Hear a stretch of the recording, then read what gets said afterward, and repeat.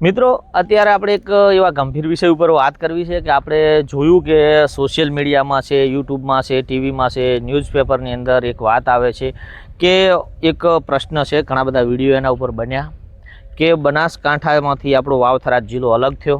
વાવ-થરાદ જિલ્લાનું સર્વે કરવામાં આવ્યું તો 0થી કરી અને 18 વર્ષ સુધીના બાળકો જેમને હૃદય રોગ, કિડની રોગ અને ઘણી સમસ્યાથી બીમાર થઈ રહ્યા છે. એવું કહેવામાં આવે છે કે આ પડીકા ખાવાથી થયું છે. બાજુમાં દુકાન હોય અને બાળકો પડીકા ખાય છે અને આવું થાય છે. તો આપણે એ ગંભીર વિષય ઉપર થોડી વાત કરવી છે, એ વિષય ઉપર થોડી નજર નાખવી છે.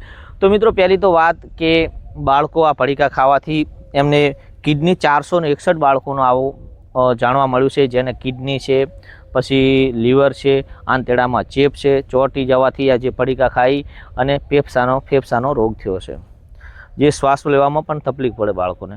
તો મિત્રો, આ જે પ્લાસ્ટિક જેવા બજારના પડીકાઓ જે બાળકો ખાતા હોય છે એના કારણે થાય છે. તો મેન વાત એ છે કે જે અમુક આપણે કહે છે કે બાજુમાં દુકાન હોવાના કારણે બાળકો આવા પડીકા ખાય છે ને આવું થાય છે.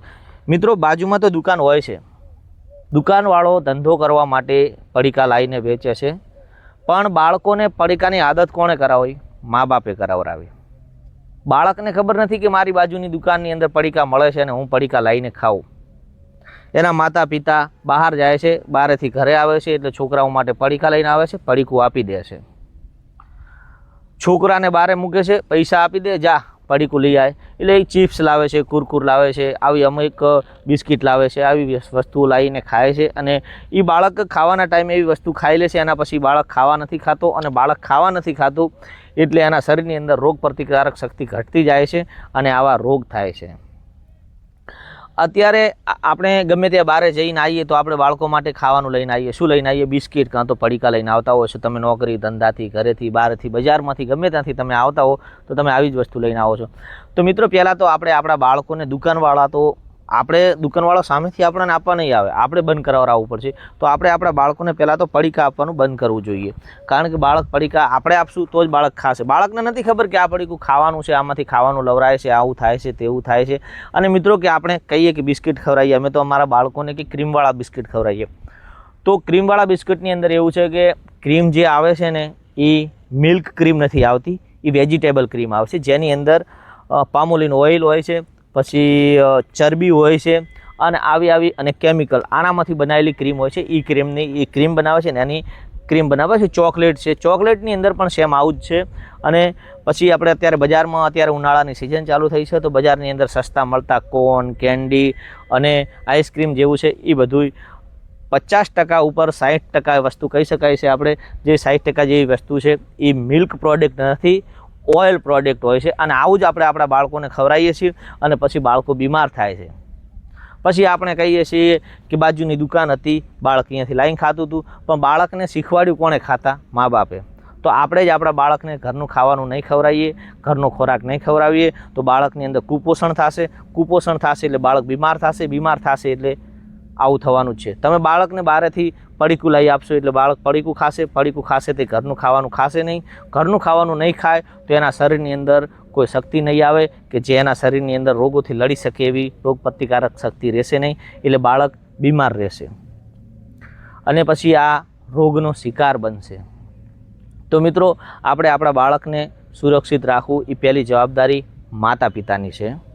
અને અત્યારે બજારની અંદર મળતા 80% જે પ્રોડક્ટ્સ ખાવાની આવે છે એ ખરાબ તેલની અંદર તળેલી હોય છે. તમને પણ ખબર છે, મને પણ ખબર છે, બાળકોને ખબર નથી.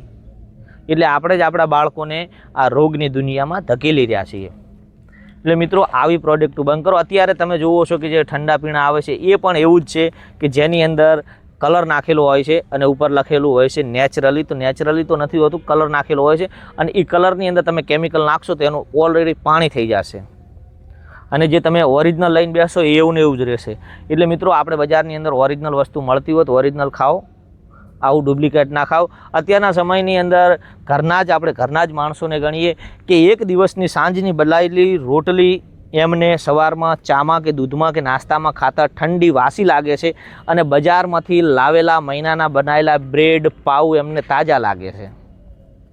તો મિત્રો આપણે જ આપણા શરીરને બગાડી રહ્યા છીએ અને બાળકોના શરીરને પણ આપણે બગાડી રહ્યા છીએ.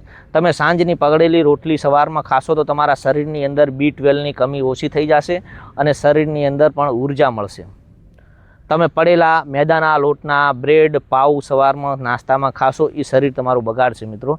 તો મિત્રો આપણે આપણા બાળકને સારું ખવડાવો અને જો બાળક રોતું હોય તો એને રોવા દો. થોડીવાર રોશે, પછી પડીકા માટે થોડીવાર રોશે પણ એ ચૂપ થઈ જશે તો એને ભૂખ લાગશે તો એ ઘરનો ખોરાક માગશે. ઘરનો ખોરાક માગશે એ રહી પછી ગોતતો આવશે કે મમ્મી પપ્પા ભાઈ બહેન મને ભૂખ લાગી છે, મારે ખાવું છે. પણ તમે જેવું એને ભૂખ લાગશે એટલે તમે એને પડીકું લાવીને આપશો એટલે ઘરનો ખોરાક નહીં ખાય. અત્યારે ઘણી જગ્યાએ જોયું કે બાળકો જ્યારે સ્કૂલ જતા હોય તો એમના માતા પિતા એમને ડબ્બા ભરીને ચિપ્સ, કુરકુર, ગાંઠિયા, આન તેન એવું આપે છે. પણ આ પછી બાળકો ખાશે એટલે ઘરનું ખાવાનું નહીં ખાય અને ઘરનું ખાવાનું નહીં ખાય તો બાળકો બીમાર 100% થશે જ અને કુપોષણનો શિકાર પણ બનશે. તો મિત્રો પહેલાં તો આપણે આપણા બાળકોને આપણે સુરક્ષિત કરવા જરૂરી છે. આપણે આપણા બાળકોને સારી ટેવ પાડવાની અને આપણે એવું કહેતા હોઈએ કે ખાલી 2 ચિપ્સ ખાય દિવસની, 3 ખાય છે તો દિવસની 2 ખાય તો મિત્રો મહિનાની કેટલી થઈ? 60 થઈ. એ થોડી વસ્તુ પેટની અંદર જમા થતી હોય છે. એ આપણા માટે કોઈ શુદ્ધ વસ્તુ તો બનાવતા નથી અને તમે અત્યારે જોઈ શકો છો કે કંપનીઓના વિડીયો આવે છે, આ તે તમે જુઓ છો કે કેવી રીતના વસ્તુ બનાવતા હોય છે. તો મિત્રો આવી વસ્તુઓ ખવડાવતા પહેલાં આપણા બાળકોને ખવડાવતા પહેલાં 1000 વખત વિચારો અને આ વસ્તુ આની આ જ વસ્તુ ઘરે બને છે, કંઈ નથી બનતી. તમે ચિપ્સ ઘરે બનાવી શકો છો, જે બાળક માગે બજારમાં બનાવી શકો છો. અને અત્યારે મિત્રો આ વાવથરાની અંદર 461નો આંકડો આવ્યો છે જે બાળકો બીમાર છે. એવી શું ખબર કે આવતા સમયમાં એ આંકડો ઘટી જશે, વધી પણ શકે છે. અને એ વધવાની અંદર એ આંકડાની અંદર આપણું ઘર, આપણું બાળક, આપણો પરિવાર ના હોવો જોઈએ. એ ધ્યાન આપણે રાખવાનું છે મિત્રો. હું પડીકા નહીં ખાતો, ઘરનું બનાવેલું ખાઉં છું, બીજાને મત ખવડાવતા. કમેન્ટ કરો, સબસ્ક્રાઈબ કરો. જેરી હોય એક ભૂંડરાન મારે એનું ઝેર કાઢીને બનાવે છે જેલી. કોને ખરાબ આવે છે, બજારનું ના ખાવા જોઈએ, ઘરનું જ ખાવા જોઈએ. એટલે તાકાત મળે, પ્રોટીન આવે ઘણું બધું. પછી અને જે ચિપ્સ આવે એ સારા તેલમાં તળેલી આવે છે? ના, એ ગંદા તેલમાં. ગંદા તેલમાં. અને જે આપણે આ કુરકુરિયા, આઈસ્ક્રીમ અને બિસ્કિટની ક્રીમ આવે એ બિસ્કિટની ક્રીમ શેની બને છે? દૂધની બને કે તેલની બનાવે છે? એ તેલની બનાવે એ ખવાય ના એવું બધું. અને ખાવાનું કયું ખાવાનું હોય છે? ઘરનું શુદ્ધ ખોરાક ખાવાનો.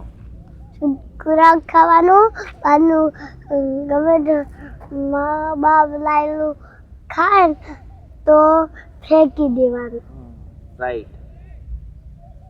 તો મિત્રો તમે આ નાના બાળકને પણ સાંભળ્યો, એ પણ એવું કહે છે કે ઘરનું ખાવાનું બહારનું ખવાય નહીં અને મા બાપ લઈને આપે તો છતાં પણ એ ફેંકી દેવાનું, ખાવાનું નહીં. તો મિત્રો આવડું નાનું છોકરું પણ અત્યારે આ સમજે છે તો આપણે મોટા થઈને આપણા બાળકોને શું કરવા આવામાં ધકેલી રહ્યા છીએ? આપણા જ આપણા ઘરને દવાખાનું બનાવવા માગીએ છીએ અને પછી કહીએ કે બાજુમાં દુકાનો હતી ને બાળકો બીમાર થયા. બાજુમાં દુકાનો તો છે, બધાની છે, ધંધો તો પબ્લિક કરવાની છે, પણ આપણે વિચાર કરવાનો છે કે આપણા બાળકને શું ખવડાવવાનું, શું ના. એ જ દુકાનની અંદર પડીકા મળે છે તો બાજુમાં ભેગી સિંગ પણ રાખે છે. એના દુકાનની અંદર પડીકાના સિવાય બીજી પણ વસ્તુ સારી ખાવાની મળતી તો હશે જ ને. એ ખવડાવો તમે તમારા બાળકોને. પણ તમે જ તમારા બાળકોને ચિપ્સ છે, ક્રીમવાળા બિસ્કિટ છે એ ખવડાવો છો અને પછી કહો છો કે અમારા બાળકો બીમાર થાય છે. સરકાર એની પહેલાં આપણે આપણા બાળકોની નોંધ લેવી જરૂરી છે મિત્રો. કારણ કે આપણું જ બાળક આપણું ભવિષ્ય બનશે અને આપણું જ બાળક આપણો હાથ પકડશે. તો મિત્રો આવી વસ્તુઓ ખવડાવતા પહેલાં તમે વિચાર કરો. જેવી રીતના નાનો છોકરો છે 5 વર્ષનો એ પણ સમજે છે એવી રીતના આપણે પણ સમજવું જોઈએ.